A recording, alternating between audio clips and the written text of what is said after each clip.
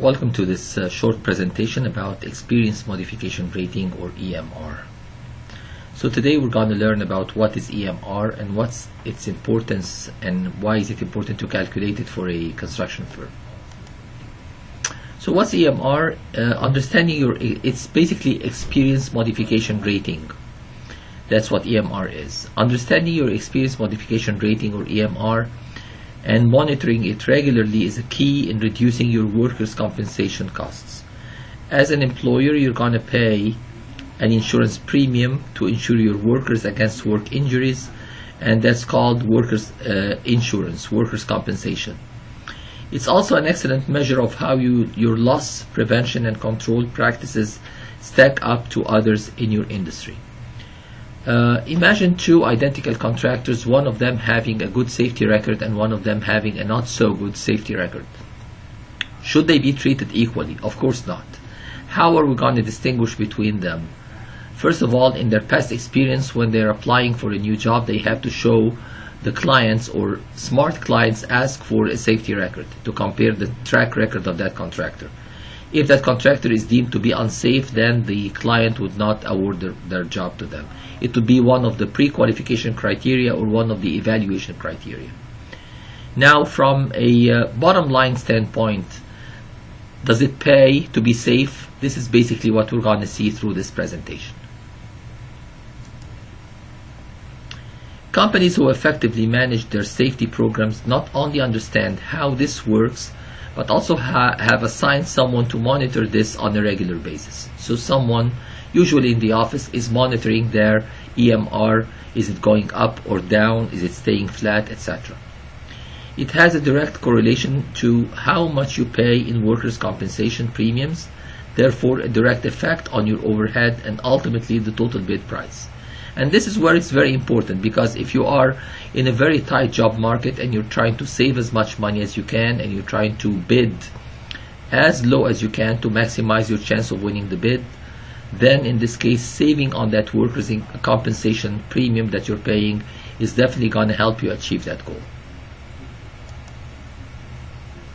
Many safety-conscious corporations are refusing to use the service of vendors or subcontractors who do not control their experience modification rating or have an experience modification in excess of the industry average, which shows that they have a bad safety track record, at least worse than the industry average. So the EMR compares companies nationally for workmen's compensation rates. A rating of 1 is the industry average, and that's for a new company. A company that starts today would have an experience modification rating of 1.0. A company that has been in the business for 10 years should have an EMR lower than 1.0. If it still has 1.0 or even above, more than 1 as their EMR, that means they do not have a very good safety track record. So values greater than 1 for companies with poor records, because the more accidents you have, the more injuries that are reported or recorded, then this is going to have an impact directly on your EMR. Values of less than 1 are for companies with good records, because again, if you keep working for a certain number of hours per year or a certain number of years without having any reported accidents or injuries, then this is going to reduce your EMR. Think about it as your insurance premium that you pay for your vehicle, for your car. The more accidents you have, the more traffic tickets or speeding tickets you have, that's going to increase your insurance. The more years you have without any accidents or any tickets, then that's going to reduce your insurance premium. The EMR helps determine workers' compensation insurance premiums. How is it calculated? Simply speaking, your EMR compares your workers' compensation claims experience to other employers of similar size operating in the same type of business. So it's comparing apples to apples. Most employers who have an annual premium in excess of $3,000 will receive an EMR by the insurance company. Your EMR is calculated by the National Council on Compensation Insurance, NCCI, or in some states an independent agency. Your independent insurance agent can advise you where yours is calculated. So depending on your company, where you're working, who is going to calculate your EMR. In general, each year insurance carriers report to the calculating agency your class codes, payrolls, and losses for the last 5 years. The computing agency uses 3 complete years of data ending 1 year prior to the effective date of the rating period. Now, this is very important. Accidents that you have had last year are not going to be reflected on your EMR. They're going to be reflected on next year's EMR. Accidents that you have this year will not be reflected in next year's EMR. They're going to be reflected in the following year. So they have a long staying effect. So for example, a rating in 2005 will normally not use 2004, but would use 2003, 2002, and 2001. So right now, for example, for 2013, it's not going to use 2012. Your track record in 2012 is not going to affect your EMR for 2013. It will, however, affect it for 2014. So for 2013, it's based on 2011, 10, and 9.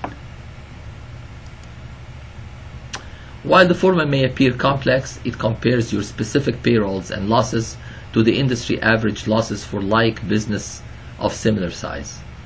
If you are at the industry average, your EMR is going to be 1. If your experience is 20% better than average, then your EMR is going to be 80.8. Or if it's 20% worse than average, it's going to be 1.2. Now, what kind of classes of employees is it documenting? All the employees. But is someone going to say, for example, that the risk of a steel connector who erects structural steel for a high-rise building, is the risk they're going to be exposed to is the same as someone doing a clerical job in an office? Of course not. So again, it's going to have, for each one of these different jobs, it's going to have a certain risk assessment, and the premium is going to be corresponding to that risk assessment. So for that steel person, it's going to be much higher than someone doing a clerical job. It makes sense to reward companies that practice effective safety and claims management techniques over those who do not. In effect, the EMR just does that. An example below illustrates the difference between a company with a 0.8 EMR versus a 1.2 EMR. So the two companies have exactly the same payroll for the same class of employees. The rate per $100 is 8.25. So the premium is going to be 8.25 times 800,000, that's 66,000. For the EMR of 0.8, that's going to reduce your premium by $13,200. Therefore, what you're going to be paying actually is $52,800. Versus someone who has an EMR of 1.2, that's going to add $13,200, which makes their payment $79,200. Look at the big difference between these two, $79,000 and $52,000. So we're talking about $27,000 just in insurance premiums difference. That can make a difference between a winning bid and a losing bid. How do I get it? Typically, you'll receive an EMR sheet each year prior to your policy renewal date. If you are unclear of your company's current EMR, your insurance agent can help you locate this. Your EMR is also listed on the declarations page of your workers' compensation policy. So this is where you can find it. Again, looking at an example here, two identical companies. One having carpenters, the payroll for the carpenters is $200,000 and the workers' comp is $13 per $100 of the payroll. So the insurance cost is $26,000 for the carpenters. Electricians, it's $5 per $100 of the payroll, so it's $2,500. Masons, it's $6 per $100. So obviously in this case the carpenters are deemed to be their job is more risky than that of electricians or masons. Your total payroll is $330,000, so your insurance cost is $33,300 based on this. If you have an EMR of 0.7, so 0.7 of the 33,300, that's 23,310. An EMR of 1.2 times 33,300, that's 39,960. So again, that enforces the same idea that we've seen in the previous slide, which is if you have a good EMR below 1, that's going to make a big difference from having an EMR greater than 1.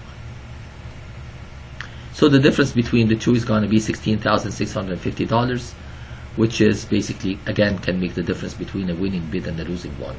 Remember that the EMR is calculated using a company's accident records for the first 3 of the last 4 years of operation. Therefore, your EMR for the current year does not consider your record for the last year, only the 3 years prior to last year.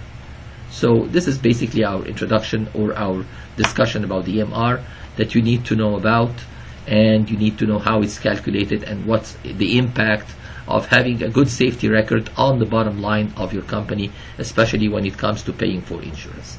Stay safe, and I'll see you in another presentation.